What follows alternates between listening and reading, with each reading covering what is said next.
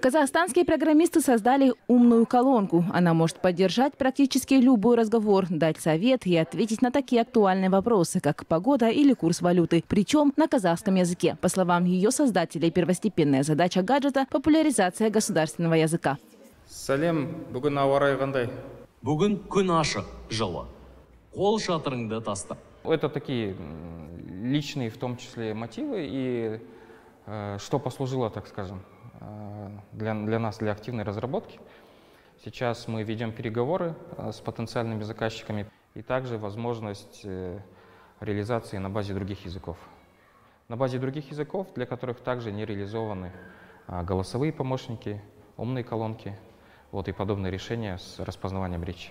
Плюс принимаем предзаказы, проводим закрытое тестирование.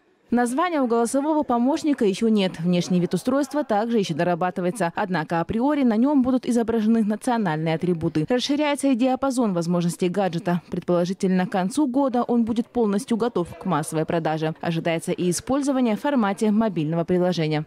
Мы начали работать с 2019 года. Процесс, он, получается, очень долгий процесс. Мы собирали данные вручную. То есть, самое главное наше такое богатство – это данные, с которыми мы работали. Она состоит из почти сейчас 5000 часов у нас аудиоданных и текста. Точность распознавания нашего, казахского и смешанного языка, она сейчас составляет более 75%.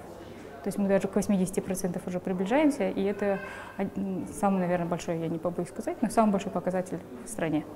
Кроме того, в рамках этого же проекта казахстанцы могут преобразовывать аудио на казахском языке в текст на сайте SpeechLab. Эта технология станет большим подспорьем для виртуальных ассистентов, слабовидящих, навигационных и других систем.